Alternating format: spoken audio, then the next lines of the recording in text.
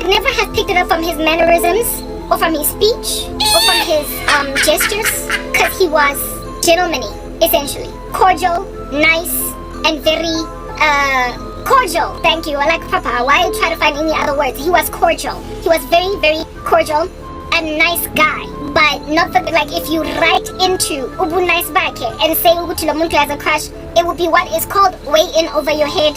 Girl, you threw yourself into that. He was just a sweet dude. That's all that there was about him. Okay, Kubi's and Mananas did not read anything, all the way up until the very end of the road like Boys to Men into it. Literally, I read nothing into the mention of me being pretty. I just remembered that he was handsome, I thought he was that, and that he was just a nice guy. That's it. On a late decent, he kept himself to himself. Mara, I wrote him off altogether in his character because, oh no, Broma, like you hanging out with a person on Jannah for all of your life. No, like you have a he's outwardly licentious. You secretly, behind closed doors, when it's all shrouded, behind smoke screens, are who he is. There's no way you can love each other and bosom buddy with each other like this. Hagan, and you not be him and him not be you. Okay, so proper dude, nyafana. So Nazanka Isa anyway, I never would have allowed myself to be all hyper excited about that really cute guy that is apparently ladies love cool Tampa. I would never let myself run with that. Kitseba Thomas. Yeah, it would be like throwing yourself into the shark pool. I let it rest. Let sleeping dogs lie. I then get born again. I get promoted, I become a PM, the department restructures, beefy go. 2010 World Cup happens, and then Philip is here. Everybody's excited. All over Johannesburg. Soccer World Cup. I'm part of the group hosting program. I put to the back burner for what I imagine to be a season. My working out. It wasn't a season. It was years. My gym membership expired in Patela every single month. Yeah, that's why I didn't go. I didn't go again. I did like proper. I fell off the bandwagon and I never returned to the gym. Much at my peril. I gained the weight again. I lost my trash and the what do you call that I made? The gains I made. I lost them and I was like, I don't care. Down to McDonald's, dropped the diet plan, went back to eating junk again. I just dropped the ball because the World Cup happened. Okay, yeah. Still to this day, I'm like, Karabo, that was so weak of you. Anyway, I dropped it because of the World Cup. All right. So I didn't continue to go to the gym, and so I never ever again saw Tampa because that was the only way that I would see him. It's not like I was going to the gym to see Tampa. I was literally just getting my workout on, and I was not gonna cheat on my boyfriend. And this guy, even though my boyfriend, I certainly was not looking at Tampa as an alternative. There were other people that I was looking at thinking maybe that's the guy, not Tampa. Okay, for reasons I've just highlighted over here. I stopped working out, the department restructures, people move over to their own places, and so even Thomas becomes less, I see him less and less around because we're no longer working in the same department. Plus, I got promoted. I became a project manager officially, and so went to another team, wada. So I would only ever see Thomas in, greeting. Hi, Thomas. It's been a minute. How's it going? It's been a minute. How's it going? It's been a minute. How's it going? It was just a cordial relationship, very well. I then get born again somewhere along the way in 2011. The next year, I got saved, alright, in Christ, at around August. I would then grow from strength to strength. There was this one guy that started working for the company that I had a big fat crush on because I thought it was Christian, blah, blah, wada. So my heart was now out here beating for that, okay. Another story for another day that I'm not going to tell it, but my affections were always just everywhere else, never there. My ex and I broke up too, because our relationship was fizzling out. Like 2010 was the last year that we were together, all of it. 2011 we broke up somewhere early on in that year, and then the transition into Christianity happened at the exact same time that I exited that relationship. If anything, Christ is the reason I was able to leave, because he was holding me hostage with what? Witchcraft. Okay, so I get born again in 2011, and I drop all worldly antics, and I start getting dreams, like maybe a year into my faith, perhaps 2012, I start getting flooded with this spiritual gifting. There was one day when I couldn't know I'm born again, because I'm born again. So remember I told you that Thomas used to love talking about my boobs and what have you. Now that I was born again, I realized, Tuguti, as a godly woman, we have a responsibility to essentially avoid and not linger too much in certain conversation, and also not allow too much physical touch of our bodies by men that are experimenting with their sexual arousal by simply giving us hugs and stuff like that. Like, you can tell when a man is hugging you just so he can get off. You know, you also can tell when a man is you know, claiming to like hold, like touch your shoulder because hey, you're my colleague, but he's trying to stroke you. Or men that out here literally will hold your waist. Okay, so you can't see my waist from here, but they'll put their hand around your waist like that. You know those men who will put your hand around their waist like that, libu wande fela, or come from behind you and then just put their hand around your waist and walk with you the rest of the way. That's a very intimate place. It's got a whole bunch of like sensory receptors on it that are heightened in their ability to feel touch because it's a sensual area of the body. Just like the neck has got extra little things on it that when somebody strokes the neck, it feels different than when somebody is stroking your cheek or even your arm or even your calf. There is something about certain parts of the body that when you touch them, it inspires a certain kind of feeling, or it feels close to home, like raw. It feels intimate. And men love to touch that area, even when they're not yours, even when they're not your husband or your boyfriend. Like, I feel Kendefela when he's hugging you, hug you around this area, and then like just squeeze your waist, or come from behind you and hold your, like literally walk with you holding your waist. And it's like, dude, that's my torso, it's my navel, sorry. Like, it's a very intimate region. And this guy, Nanijwalo, every so often he would just, hey, Karabs, how are you? And then just kind of like, yeah, his hugs were squeezy and squishy and very, very tight. And he lingered for a little bit longer. And every so often he would touch certain parts of the body that are very intimate. And when I became Christian, even though I'd always been uncomfortable with how touchy-feely this guy was, now that I was saved, I went out of my way to avoid certain men's hugs at all, and certain types of hugs.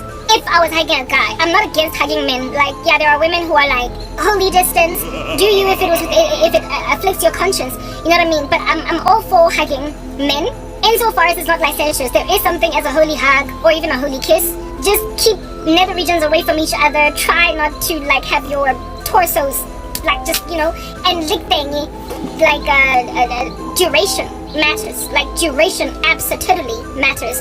A holy hug is like a good 1, 2, 3 get out. Yeah. And then there's the kind that people are out here bouncing up and down like they are dancing or doing ballroom. That's a husband and a wife. That's a family that's just had a reunion after 20 years. That's too close for comfort for just a mere colleague that I'm seeing for the first time today. He just loved hugs, this guy. And they were, not for me clearly, a means of him getting it on with women in his mind, because they were very, very heavy. So I basically made it my prerogative to avoid this guy's hugs. Some guys I hugged, him I avoided altogether. Yeah. So whenever I would see him, I would juanta right by him. Juanta, that means walk real fast, like almost like I'm headed somewhere real quick. Hi Thomas, how are you? Oh, it's good to see you. Hi Thomas, how are you? Oh, it's good to see. Yeah, and however, he was a smart guy, so he was able to figure out what I'm avoiding. I did not want him hugging me. I did not want him, and he used to like calling women baby girl. Like, he had all these like words, you know, terms of endearment, like the kind of guy to call you cherry or honey bee or sweetheart. Not that there's anything wrong with it, but coming from some people, it is flirtatious and licentious. But there are some people who can call you honey or sweetheart, and it be just a term of endearment that is because he realizes he's dealing with the fairer sex, and it's a gentlemanly way to be. So I'm not one of those women that are gonna hate men for calling women honey or sweetie in the office, or sweetheart or dear. I don't mind. I really don't mind. But coming from some people, it's flirtation. Like, stop. And this guy used to call women all different kinds of things. Baby girl, sweetie, wada. And I was like, okay, make him too well. So I started to basically hop around him like oil in a frying pan. And he picked it up, he noticed. And so a year into my faith, I started getting these dreams. And and again, I was also soaring. I was doing very well in my job. I was newly promoted. I was always in this guy's eyes, I was always some kind of a student underneath him. Do you understand? And now I was becoming a whole-grown big woman that was a professional in her own right. And he didn't like that. Many men in my working environment didn't like that about me. They liked me when I was an administrator out here at the mercy of everybody, groveling and basically painting everybody's toes and sweeping everybody's dirt. But when I became a professional in my own right, it's like they were like, no, you don't get to do that. And you know, it's like this mindset, yeah, you can't be both beautiful and, like a whole professional. Bahane, they wanted me to be something that is going to wear an apron, it's cute, it's beautiful, and really it's like, it's gonna be when it lifts weight at the gym, when it lifts weights at the gymnasium, it's struggling. This one is too heavy. Please lessen the load. When I became a strong woman before them, which I always had been, it's just that my title was yet to catch up with me. They just hated it, and this guy was one of them. These misogynistic men that I'm actually talking about, like they want women lowly, want women like these little cherries, want women always just with this glaring blush on her cheeks that can do nothing but hazard, like lights on the side of the street of a stuck car, and be unable entirely to change its own tire, cause it has that kind of blush on them. I was a pretty girl, and they wanted me to just be this fluff ball. And when I became like I said, a strong professional, just like it. I got terribly attacked for simply being, what is the word I'm looking for? For finally walking in my fulfilled dreams, if you know what I mean. Yeah, and this guy, Kimolorile, guys, go, like, the building where we used to work, very, very huge, open plan, airy, sun coming in. I described it the other day, and spoke about how the ergonomics of it was so put together. Yeah, I had a dream of, like, a soaring white dove. At this stage, I was already born again. Like, there was this beautiful bird flying in the building. Go inside, go empty and inside. Like the bird was soaring inside. It was a very high-rise building, like high enough for a bird to just do strides on the roof. Not on the roof, but near the ceiling. And this beautiful dove was just soaring. And this guy, I'm standing looking at this dove from where I'm at, right? And then this dude from behind me literally pulls out, and it looked like it was a handgun, like a rifle, like an AK-47. He pulled out a hunting gun, y'all, aimed at that soaring bird, and then shot it. And that bird went,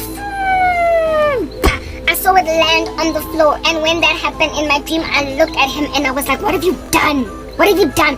Why did you do that? And the dream ended.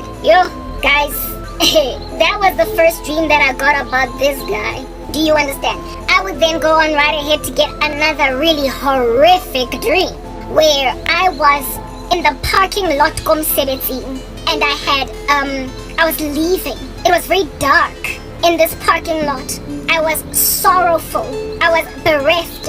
I had just had a fight or an argument in a boardroom with a colleague, and I was in the parking lot and I was looking for my car and I couldn't find it. I couldn't find my vehicle to go home. Next thing, this guy rocks up, and in my dream, just like in waking life, I remember thinking, I don't like this guy. I don't want him helping me.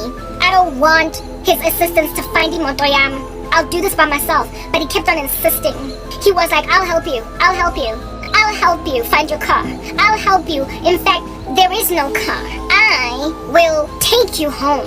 I will take you home. And in my dream, I kept looking at this guy and I was like, no, I don't want you to help me find my kinalukoloyaga. And guys, I literally left this parking lot. I left this parking lot, without my vehicle. Without my vehicle. Yes, in the occult. Yes, like it. I left this parking lot without my car. And I started to, the parking lot was very dark. I went out into the sun. It was an undercover parking. And where it is that I was, this guy kept following me until I ended up following him, right? So it started out with him following me behind on some, I'll help you, and I was rejecting his assistance. And then somewhere along the way, he appears by magic in front of me, and he's wearing these black clothes. And I end up because I was scared outside in the terrain where I was. It's like there was no ground for me to walk on. There was no ground for me to walk on. That parking lot was in the basement. It was downstairs. It was not upstairs. It was not a skyrise. And yet, it's like we were 100 stories high in the sky outside. And this dude, since he walked ahead of me, every footstep he would take, in front of him there would be a brick, like a stone that would appear. The encircling environment there was lots of construction work. Almost like they were rebuilding the whole building yako MTN. Everything and construction workers were knocking stuff in, but we were literally in the sky. I was so high, scared to plunge to my death, that when I noticed this guy who overtook me and walked in front of me, since I asked him for help, and he asked to help me and I said no, then he walked in front of me, and because I was scared, because I get it, I'm up, and I could plunge to my death. I noticed that where he's walking, there are bricks appearing in front of every footsteps, like a pathway in the sky, a pathway high in the road, in the air, in front of him, one after the other. And he's stepping on it, walking leisurely, like he's walking easily, like he's not about to plunge to his death, like he's not in any dangerous environment. So I ended up I don't want his help.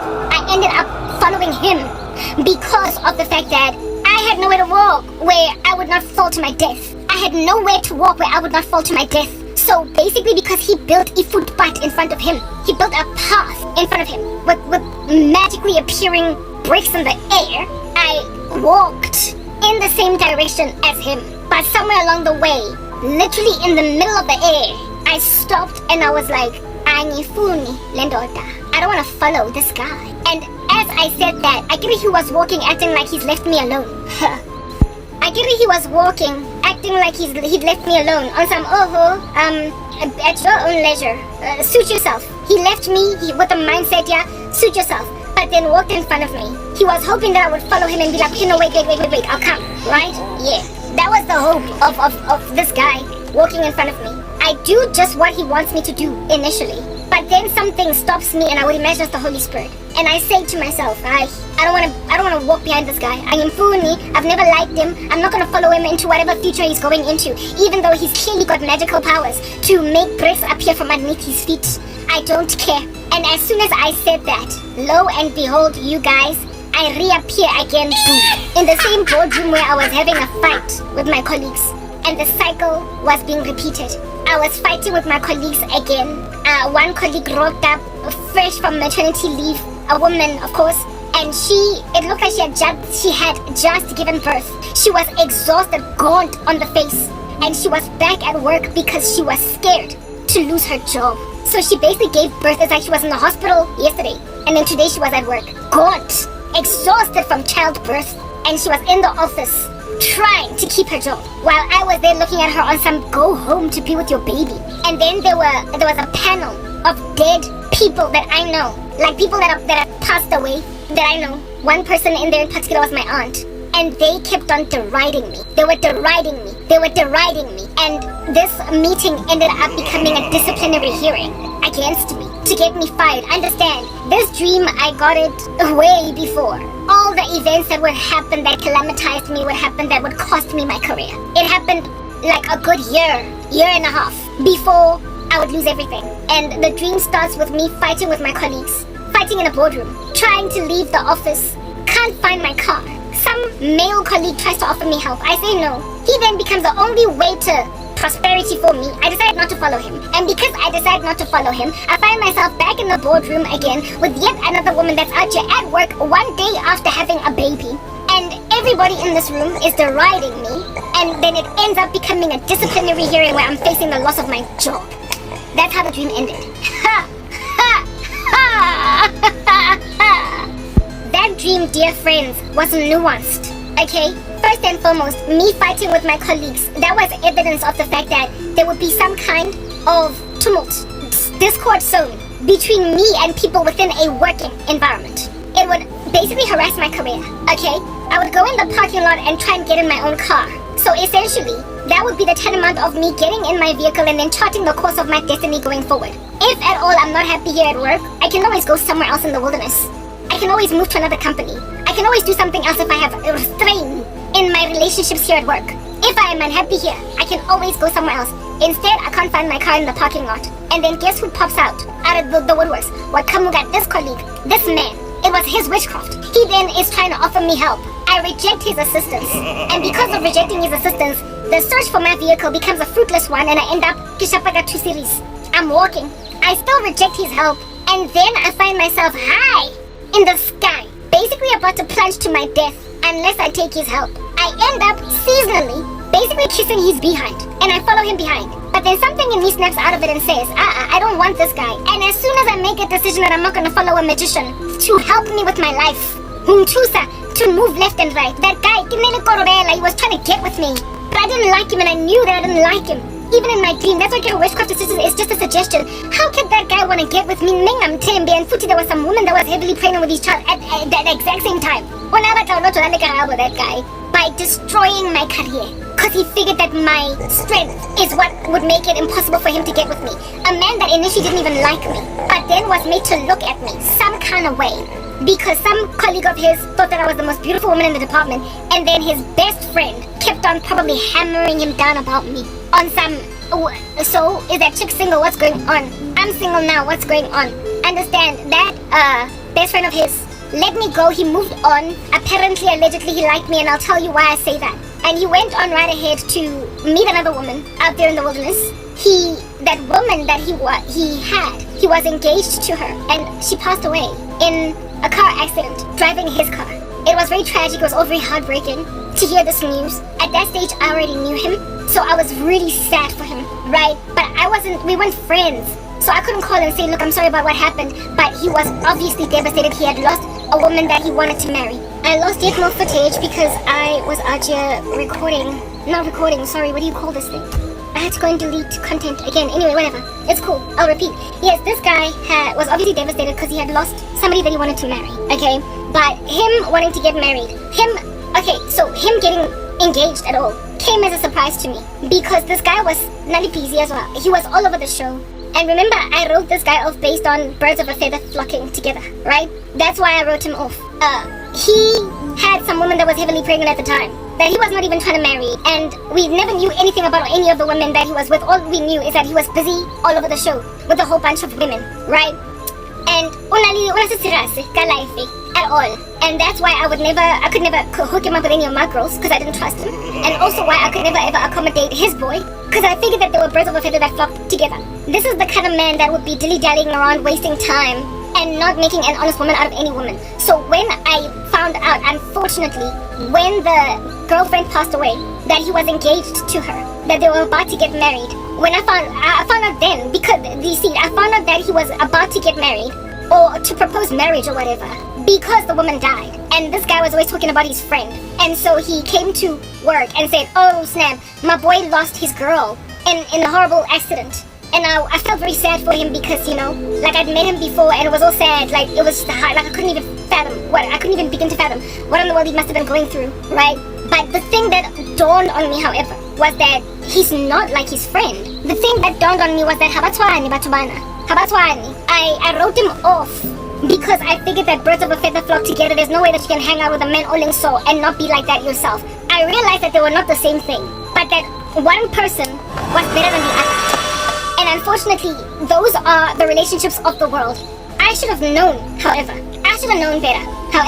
that it is possible to be friends, very close with somebody that is just utterly ruinous for you. Someone that's not healthy for you. Someone that is not good for you. Because I walked the streets of Earth for a whole chunk of my life with a best friend cousin that was the worst nightmare. That would have, if anybody judged me based on her, written me off based on her. I don't know, before I got cut off, I was talking about how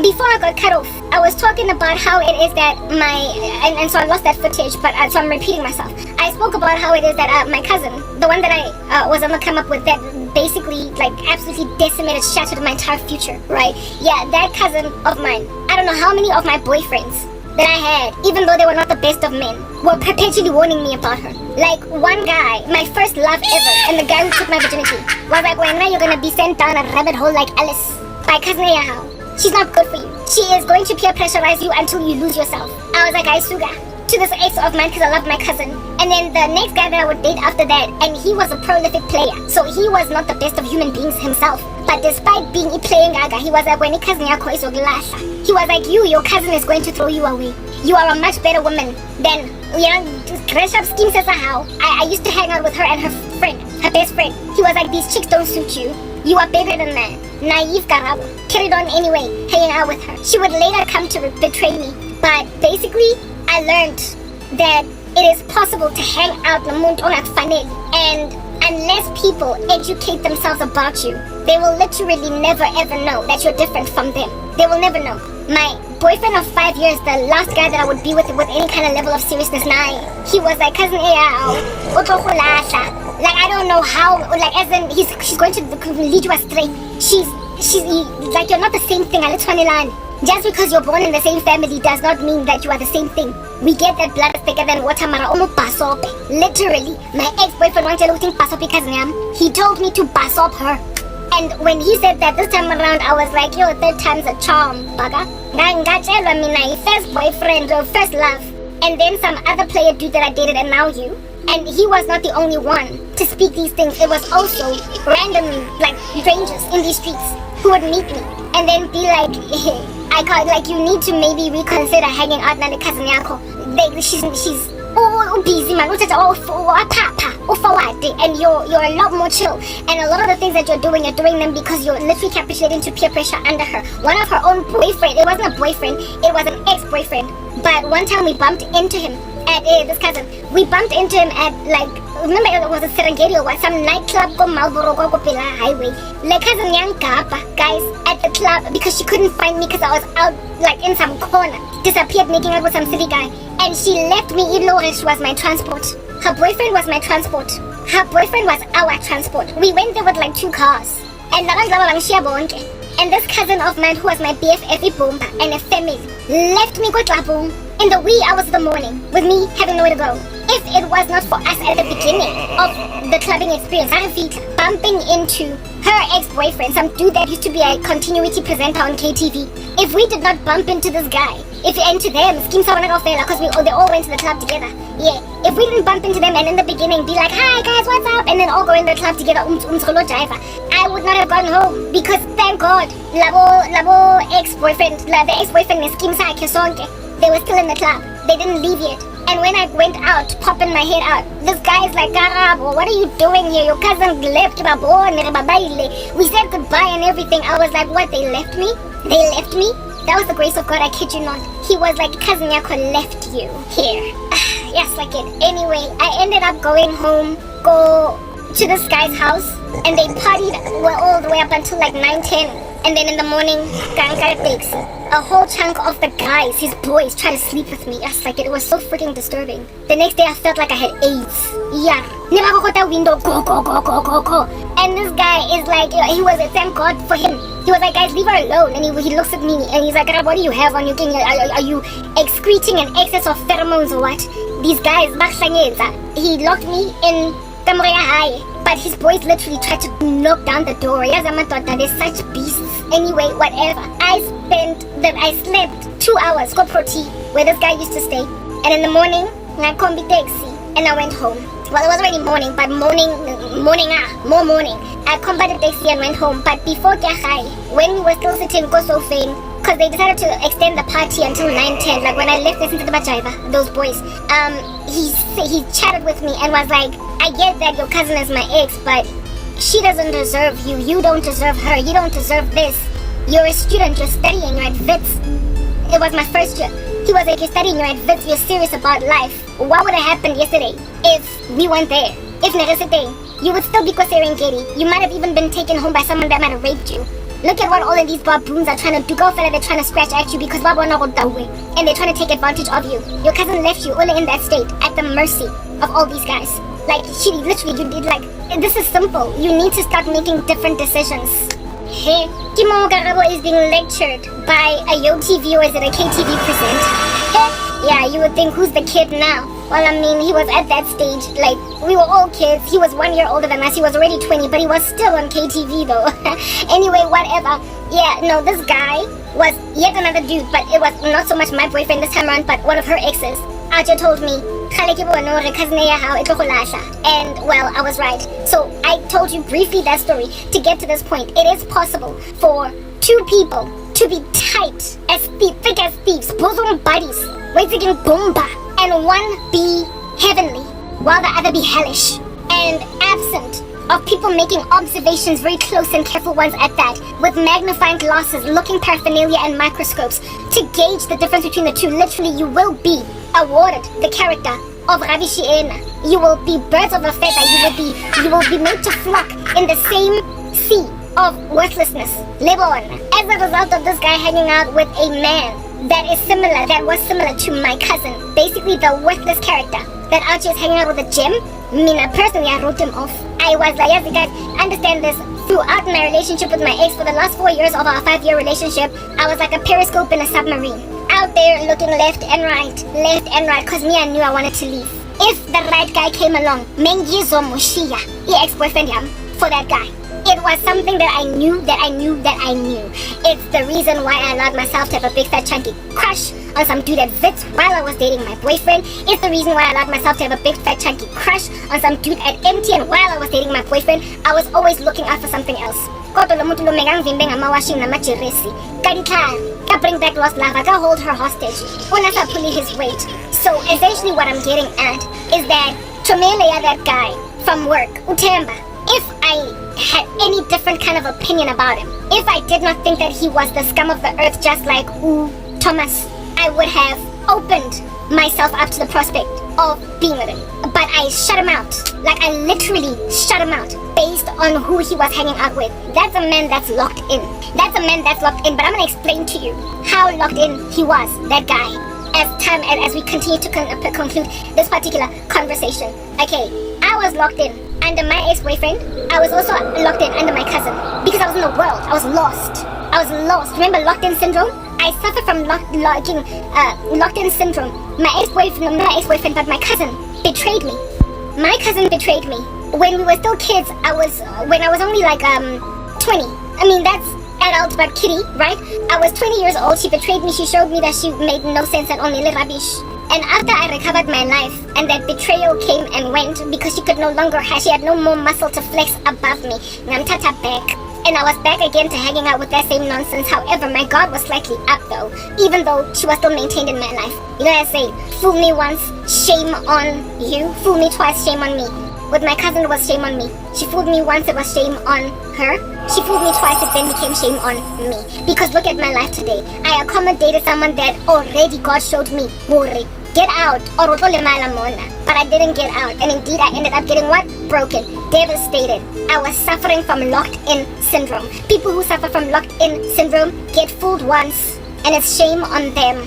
And then they get fooled, it's shame on the people who hurt them. But then they get fooled a second time, and then it becomes shame on them. This gentleman that was the friend Tamba, basically the one that I gave the name Tamba, it was shame on Thomas at first, but then it became shame on him because he got fooled again. Because listen to this. When Tamba told Thomas, I like Karabo, what's going on over there? Karabo was already a periscope, looking for a dude that's a lot more stable in life, a lot less crazy in life, a lot less, you know what I mean? Like, just not live flashy, do my exy, live laughy. And this guy wanted to take me from him, and I'm gonna explain to you why I say that. Because the Lord showed me later what went on. I didn't know anything about what was going on with this guy until God himself said so, okay? Yeah, this dude, prepared, essentially. He was prepared to steal me from my ex. Because you see, that's the thing about men. Balwana, and they sometimes, when everybody's still single in the sense of you're not married yet, it's fair game apparently. And this dude, one of my ex got the funeral. And, well, my then boyfriend at the funeral, and was like, I can take him. And started to basically attempt to take me. Because I get ladies love cool Thomas, or Ging, Tamba.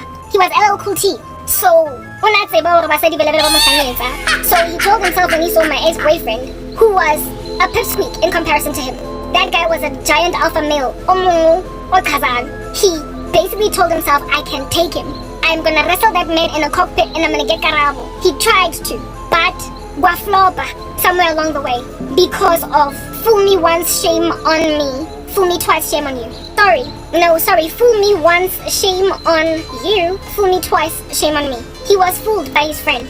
He was fooled by umnganwakhe. But anyway, I know therefore that it is possible to hang out nomuntu ongakfaneli. But when you're in the world, even though you know you're better than someone, like at some point, I got to a point with my cousin where I realized that if I continue to follow in her grain, I could go and I'm not going to end up anywhere. I saw that if I followed in the grain of my cousin, I'm not going. Like when she fell pregnant, never, okay, so falling pregnant out of wedlock is something that happens very easily in the world. But when she fell pregnant, that's not next. Baby daddy because I used to always copy her and everything she did, and I had a boyfriend with whom I was stable at the time. I was like, me, I'm not gonna go give a man a child just because you gave a man a child. I used to follow everything my cousin did. Like I used to date guys that were in the crew of boys that she used to date, even though I knew they were bad guys.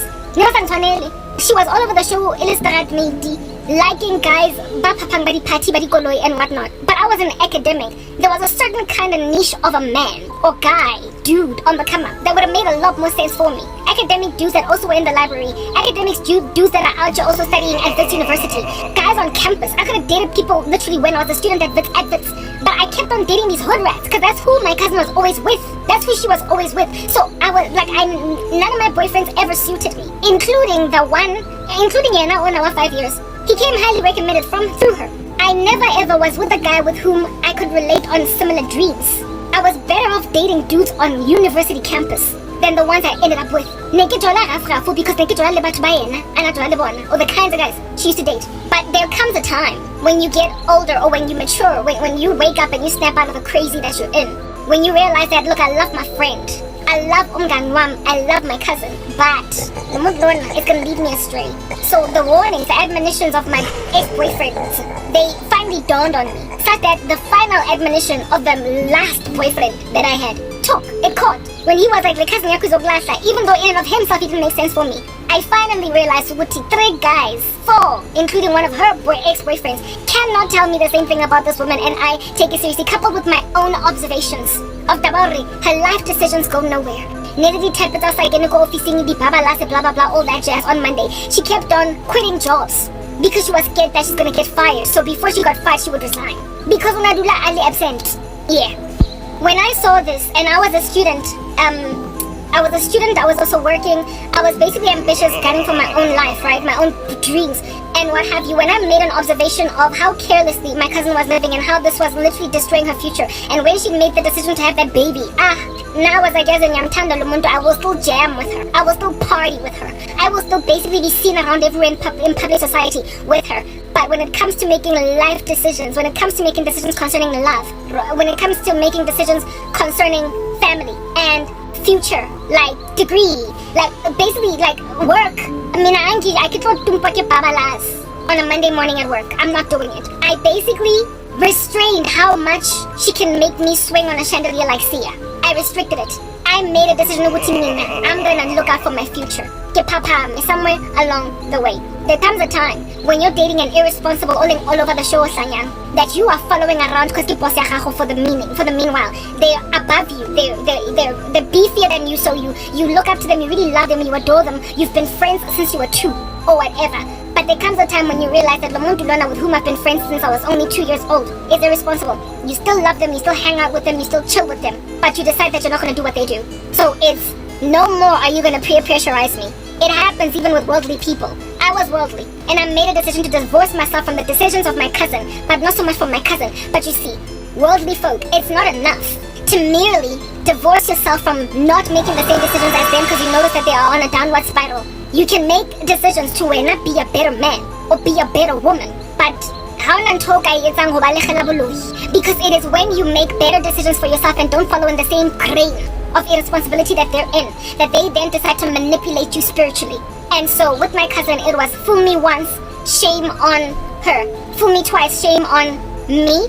Fool me 3 times, I guess there's no God. Except there was a God. The Lord rescued me from the spiritual manipulation, because the decision that the better person in the union of a bad relationship, a bad pairing, makes is what causes this Cain-like archetype. This person that's the bad example to then spiritually manipulate umuntu that they can see ukuthi akasa influence. This person that they notice that you're no longer influenceable. My cousin noticed that I was no longer influenceable, and not only that, her life decisions started to basically manifest bad outcomes for her. While my life decisions, my newfound leaf on life decisions, manifested better outcomes for me. And the better outcomes were exactly what it is that she was trying to block. She wanted me to be in the same grain as her, but I divorced myself from it, and that's when she started to invest in a whole chunk of witchcraft against me. That's where that scripture comes in handy. Bad company corrupts good character. Alright? It's not good enough to merely tell yourself, I'm not going to do as my friend does. You have to literally separate yourself. The Bible says, Do not be unequally yoked with unbelievers. What friendship does light have with darkness? Friendship with the world is enmity with God. The Lord says that you need to be ye separate. Essentially, sever ties. You need to make the decision that is going to be very heartbreaking. You need to make the decision to cut someone off that you love because they are unhealthy for you spiritually. Hence why it's written in God's word that if anybody leaves mother, father, brother, sister, houses, fields, homes, etc., they will on that day also lose they will inherit 100-fold over all that which they have lost with persecutions, and in the next life gain eternal life. So you are going to lose everything, but you're also going to gain everything. Also, it's written in God's word that if anybody does not hate their mother, hate their father, hate their brother, hate their sister, etc., they cannot enter the kingdom of heaven, because you have got to literally sever ties with people that you really love. Because if you don't, like I said, they fooled you once, shame on them. If they fool you twice, shame on you. If they fool you 3 times, it appears there is no God. Except there is a God. You have to wake up and realize, Uti, it is not enough for certain kinds of people who are like Cain, who don't want to chocolate themselves, who don't want to wear a vestige on themselves of responsibility. They literally, vomit that on you. They project that on you. It's like misery loves company, and they adore to just drag one another down. So, you can't just have them around. You can't just keep them around because they're going to weigh you down. You have to sever ties even if it hurts you. And with me, by the grace of God, my cousin was the one that just passed me a whole bunch of shade when I gave my life to Christ. But you see, if I had not given my life to Jesus Christ, she would not have severed ties with me. She would have only in the back end manipulated my life spiritually, which is what is unfortunately going on with Tampa, still to this day. So anyway, having spoken all that, I find out that this Tampa guy lost a fiance, and that's when I found out that he was about to get married, or that he was about to propose, something of that nature. And that's when it dawned on me that, whoa, like this guy was not who it is that I thought he was. He met a woman, and in a very short space of time, he proposed marriage to her. And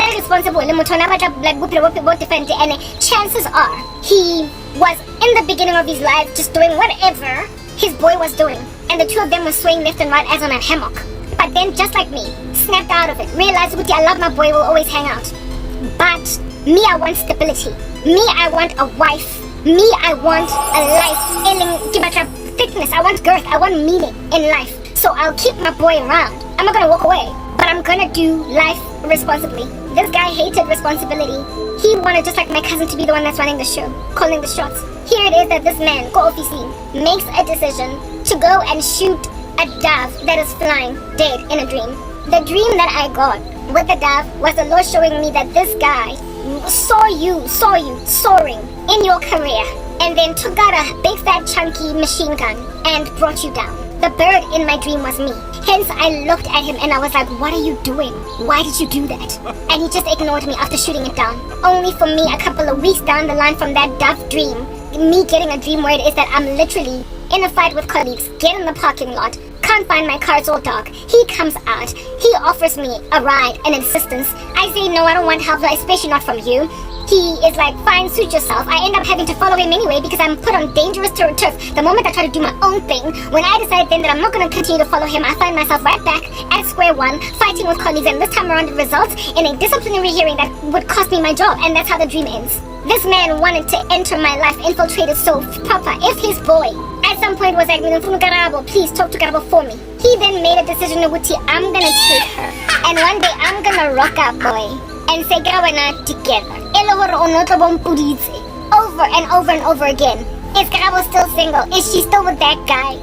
Are you sure that she's not interested in me? Just ask her. Just ask her if she'd be willing to go on a date with me. I know she's got a boyfriend, but just ask if she'd be willing to talk. And then after asking his boy, your colleague, so what's going on? Your colleague, so what's going on? He then comes home with me, us holding hands. Betrayal, dog. He was prepared to betray Utemba with me. If me, someone had capitulated to Lomtagatibai, because because he wasn't coercive or forceful, because he wasn't one of those fostering men. You know, men that when they see you, they go really aggressive to try and make it clear with his friend never did that. Because he was the kind to stand back and basically ask and see, feel around and listen to the ground type setup thing, listen with his ear to the ground. Because he was that kind of decent dude that is not aggressive in his approach. The aggressive one was like Lomfaz Lona. Some dude, like these random dudes obviously not busy talking about her, and now you mean I am funa for myself. Like, dude, like what? Anyway, he was like, I want her for myself, even though his boy asked first, even though he never liked me. When I sang Pate, this guy, to a point where he thought I was nothing much. I was nothing much. Until some white dude said, Karabo is by far the most beautiful woman in the team. Then he started to like think, And then when his best friend kept on hammering him about me, he was like, okay, my friend who is LL Cool J, but instead of LL Cool J, it's LL Cool T, wants a woman. Almost like she's LL Cool, but like instead of ladies love, it's men love Cool Karabo. The woman that men love is wanted by the man that women love. I'm gonna get the woman this time around. Like all these women that throw themselves at your feet, you're gonna finally understand what it feels like when they go right by my nose in favor of you. Cause I'm gonna bring home the one that you want. And the mama kwapa. I'm gonna kwapa fight the woman you've been asking me about. Cause you know you're LL Cool J, right? You know your ladies love Cool James. You know you are ladies love Cool Temp. And you know that if I were to tell Karabo, my boy's been asking about you, he's wondering if you're willing to, concede on your relationship with your boyfriend in favor of him.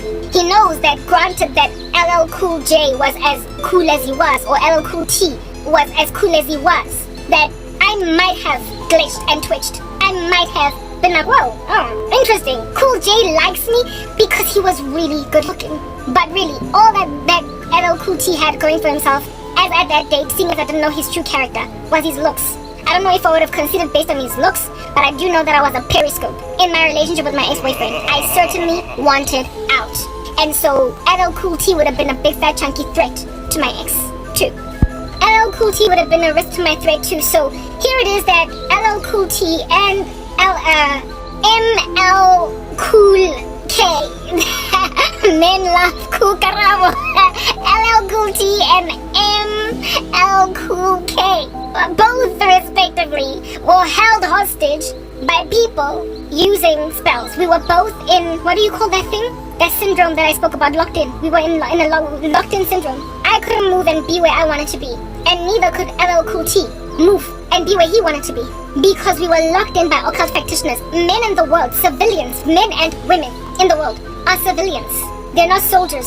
The only people that can overwhelm locked-in syndrome are saints, to overwhelm their own locked-in syndrome, and also to be the doctors, like Dr. House in the show House MD, that can diagnose LL Cool T's locked-in syndrome, and also diagnose ML Cool K's locked-in syndrome, enough to get both Tamba and Karabo out from the coma that they're in, or the locked-in syndrome where they want to be with each other. But they can't because my ex-boyfriend had held me hostage. Bring back Lost Lava. You're gonna be mine, you're not gonna move, you're not gonna barge. And it's strange because Megasaba, Thomas, the beefy guy, Thomas. But I guess for good reason he ought to have been scared, because right next door to Thomas was someone that I would have, if at all he opened my eyes to who he was. I was gone. Never. You did not stand a chance, Shem. I was gonna get nice and early married. Cause Kimo, he proposed marriage to a woman he knew for a few months. She unfortunately died in a car accident, but the death of that woman confirmed to me, because that's the only time that I found out that this guy was serious enough to go and make an honest woman out of a woman.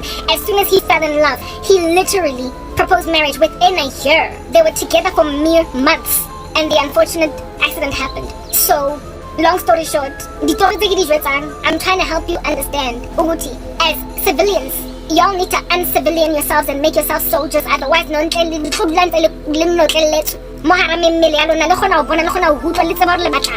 unable to speak for yourselves. And I'm out here trying to be your diagnostician to let you know that you need treatment. I am trying to be your diagnostician to help you understand what you need treatment. I am trying to help you realize that it's not going to do anything for you to cower in the climate of occult practitioners, because they're literally blocking lifetime legacies.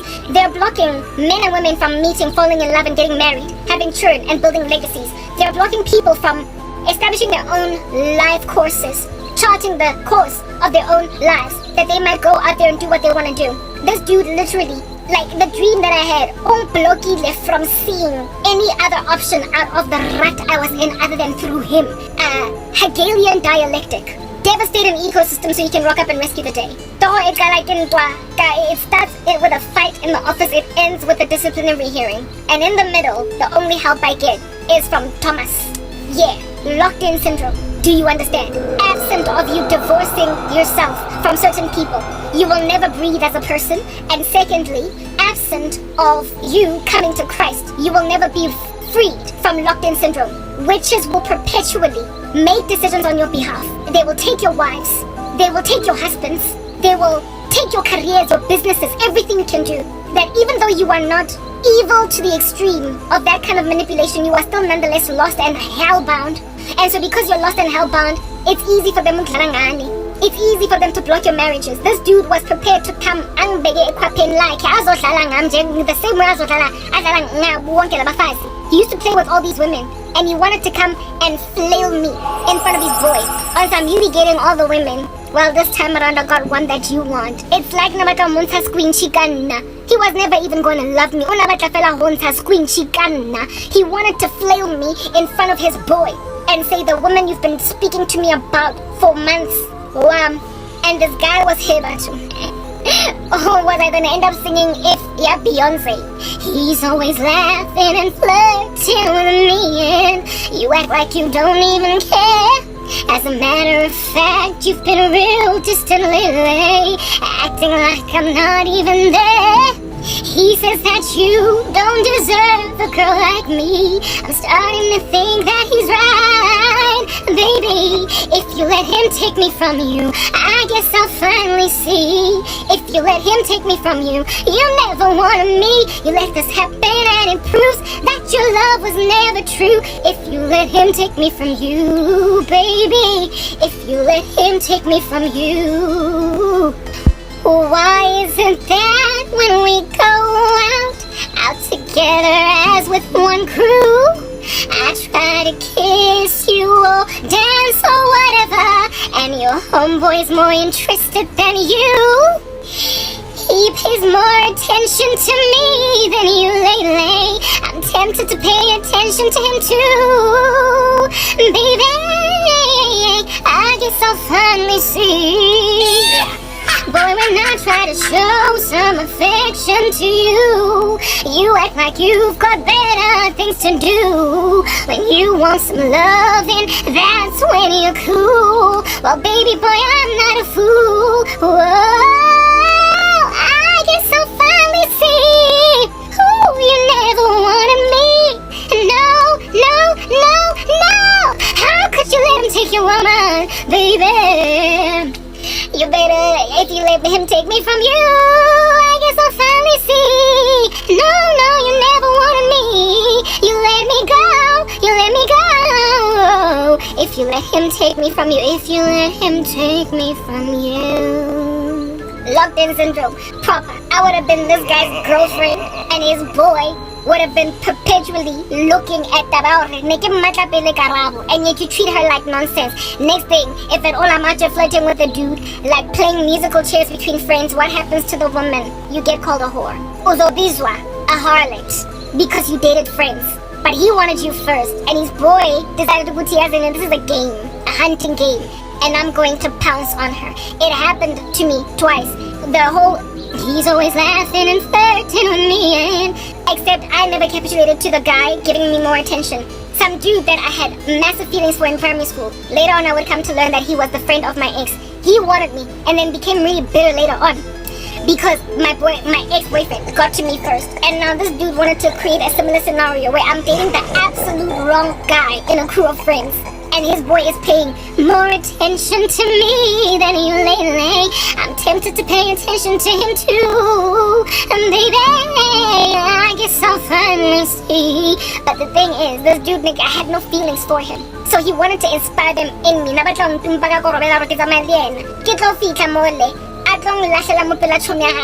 And say I'm the one that got Karabo. While his boy would have been like, but boy, I told you I liked her. But anyway, I guess may the best man win. No, the best man did not win. The worst man manipulated a woman, put her in a locked state, and caused the best man to lose her.